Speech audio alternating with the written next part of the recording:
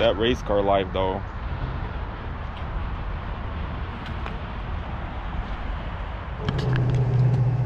First time getting on the highway with VicZilla. Let's see how this goes.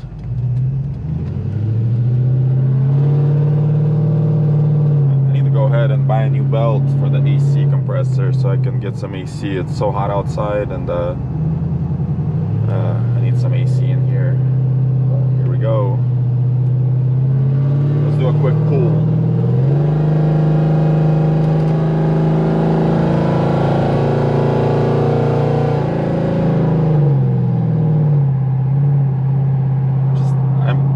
I'm not flooring it because it's so loud. Just hurts my ears. I need to get some earplugs. But hey, first time on the highway going 72, 75. Not bad. I'm gonna swing by the local dealership and see what they think. Maybe see if they can change the oil. Just kidding. I don't trust anybody with the oil changes, but I'm gonna go ahead and swing by and see what they think.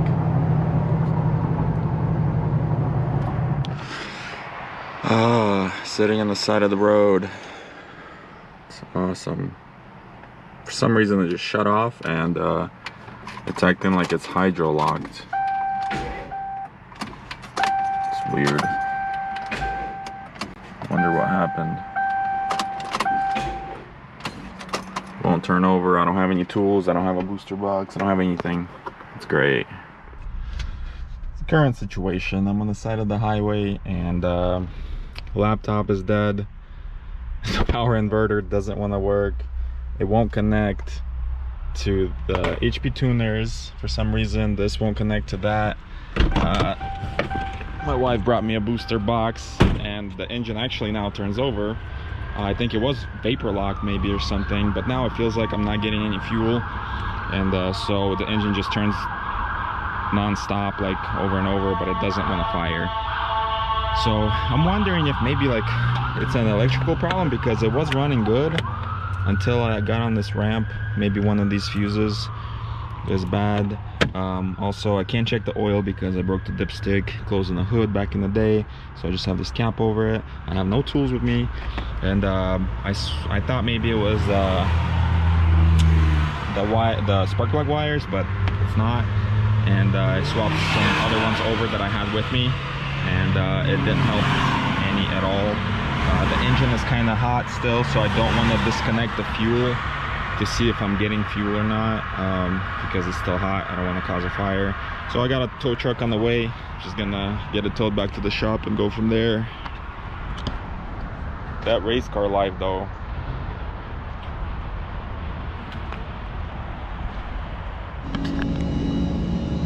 Yeah, you got $1 or two in that, ain't you? Yeah. Where's your shop?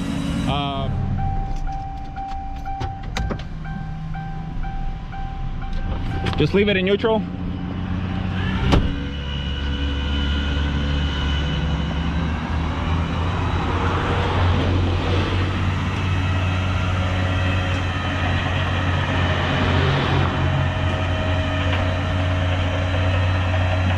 Sad day. But that's what it's all about, I guess. No, don't scrape my pipes. No, no, no, no, no, no. Oh, my pipes.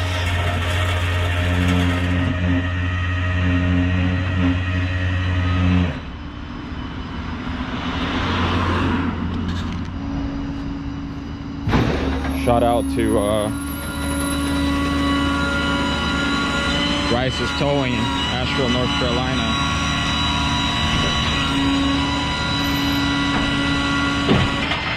Sad.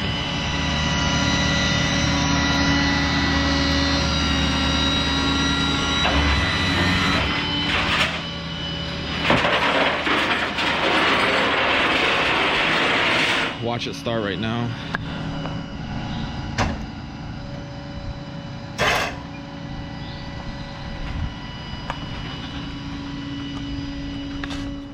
So the bad news is I just spent $100 to get towed like 6 miles. The good news is it runs again. and you won't believe what it was. Check this out. So while I was in the drive-through for like 15-20 minutes, it started melting the spark plug wires, and it blew fuse number 9, which is for the coils. This guy right here. It was a 15 amp, and now I put a 20 in there because I figured the 15 amp was probably good enough for the 4.6 coils, but maybe this one needs a little bit more. I was thinking to go with the 30, but my boy Smokey said nah, just start with a 20. So I have fuses with me now, and that's basically what happened. I think it got super hot under the hood from the idle, and it started melting the wires, which this is not supposed to happen ever. But I guess I either need to just remove the hood, or maybe cut a bigger hole, or maybe get a bigger fan, because the engine wasn't getting hot. I guess it was just getting heat soaked under the hood. Like the temperature under the hood got pretty high. But yeah, so $100 fuse, 20 amp, but now she runs. Check it.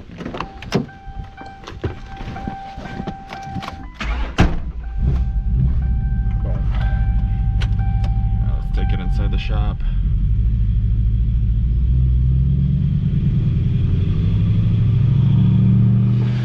So last week I was driving this, and as you can see in the previous clip, I had to get towed. And if we look back here, I don't know if I already recorded this, but the wiring is pretty close to the wiper motor, and looks like it broke the coil resistor, which I don't remember if I hooked both of them up on each side or not. Yeah, this one doesn't look like it's connected to anything.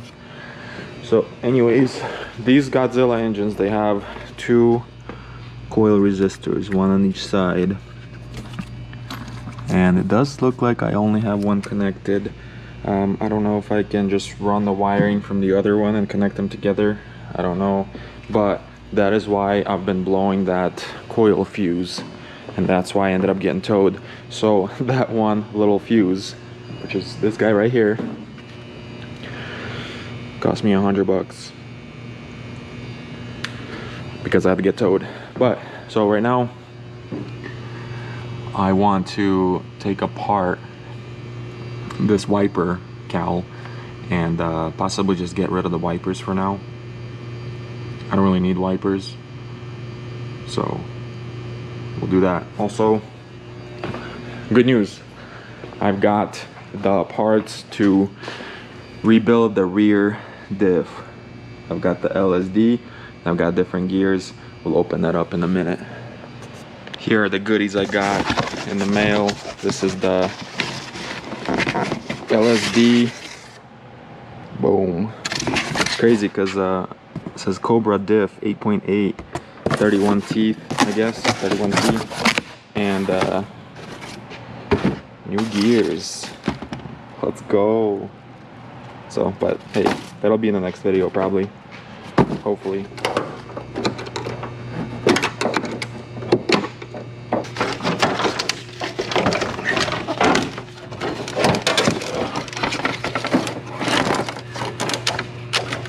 All this extra weight.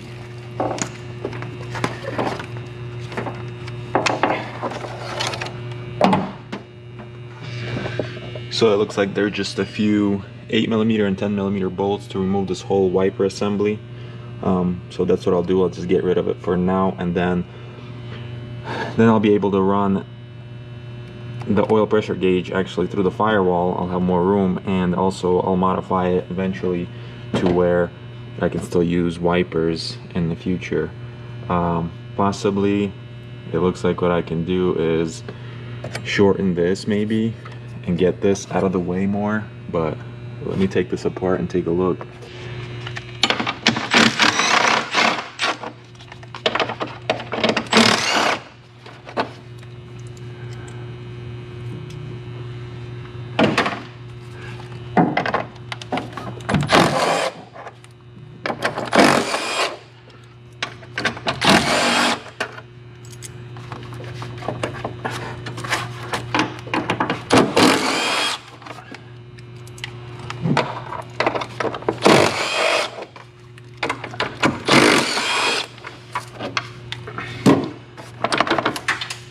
Oops, what was that?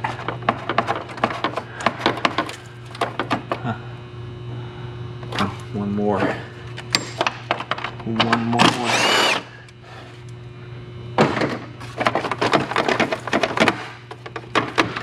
Right on. Look at all this room for activities now.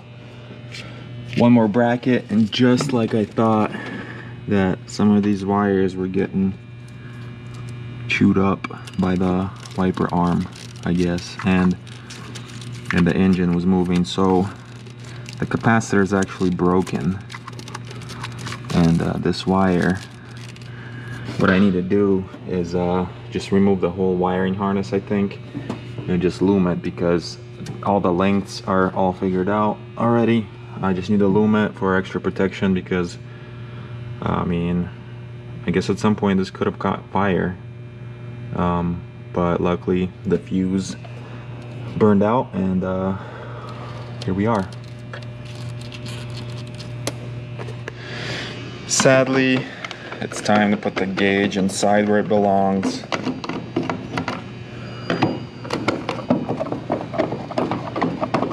This was fun and everything, and it looked cool, but it's time to go home. So long story short, the wiper arms were actually doing quite a bit of damage to this wiring harness here. I didn't realize how close it was, but it not only that it broke that capacitor, which I'll show you in a second. This is one of the capacitors on the driver's side. It broke the capacitor and also rubbed through the wire here. And as you can see, the wire was touching the metal, and that's what was blowing the fuse. And I replaced a few fuses, and I kept blowing it. So if I would have ignored this, it's possible that most of this wiring would rub through eventually, and that would have been bad. I mean, the fuse is one thing, but you know, we got fuel right here, we got a fuel leak, and it's got wiring. So I didn't remove the wiring harness just yet because it's not finalized. I'm still gonna work on it, and I don't want to loom it and re-loom it multiple times. So I did throw some loom on it as is, just for a little extra protection here, and it should be good for now. And I've got I fixed the wires that were actually pinched and getting hit by the arms, by the wiper arms. But I mean, in the future I will modify the wiper arms to where I will at least have one wiper, no doubt. I'm thinking just to have one on the driver's side, that's all I need.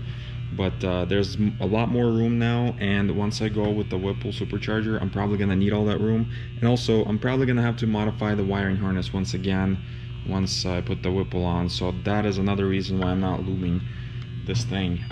As far as this filter goes, a few people joked about it because they're like, oh, what's up with this tiny filter? This was just, I didn't want dirt to get in there. Eventually I want to build a box around it right here, just so it's not getting all that heat from the engine, especially, you know, when idling or whatever in the parking lot. I'm gonna build some kind of box, and I'll probably redo this. And then once I go Whipple, it's gonna be a different throttle body, and it's probably gonna be turned or who knows what. So that's just how it is for now. Also, the awesome oil pressure gauge is now inside the vehicle, so now I have all 3 gauges, but only 2 of them are going to be working. This is the air fuel ratio, and this is the oil pressure gauge that was originally on the hood. The fuel gauge, I just put it there for looks because I already had it. Eventually, if I do put a fuel cell in the trunk, I'll have this one working, because most likely the OEM one will not work. So right now, I'm gonna set this aside. I'm gonna save it for some purposes. I gotta clean this thing inside. Right now I'm gonna see if it starts. The battery could be dead. Let's hope it's not.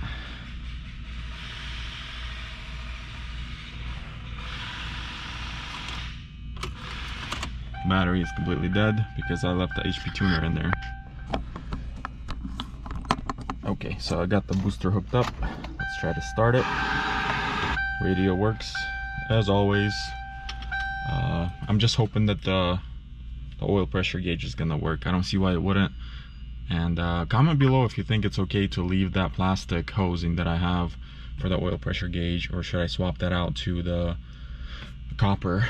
I do have both, but it's just hard to get into underneath the intake right now at the moment.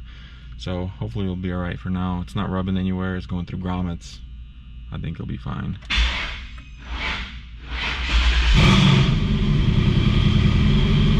Yeah, boy.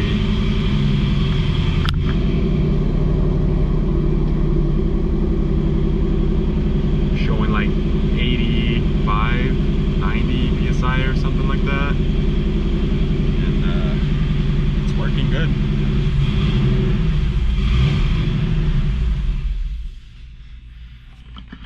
Okay, let me let it warm up. I don't remember what tune I have in here already. It's been like a week.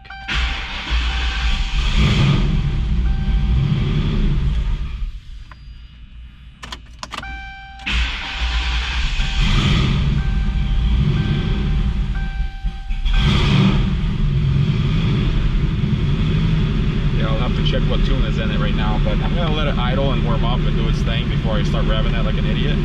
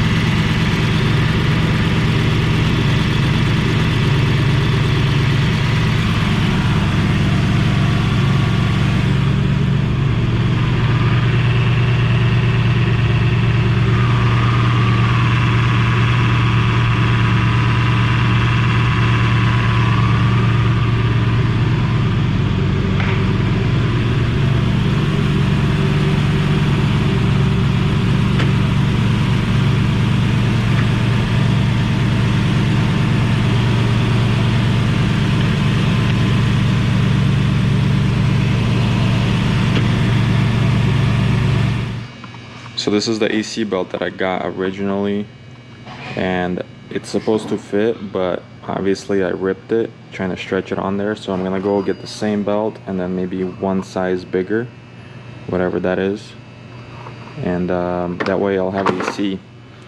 All I have to do is they're all connected already. I just gotta put the belt on, vacuum it, and fill it. So that would be cool to have AC. However, I'm not gonna have wipers for now, but I'll make that work. Like I mentioned earlier, I might even just have one wiper.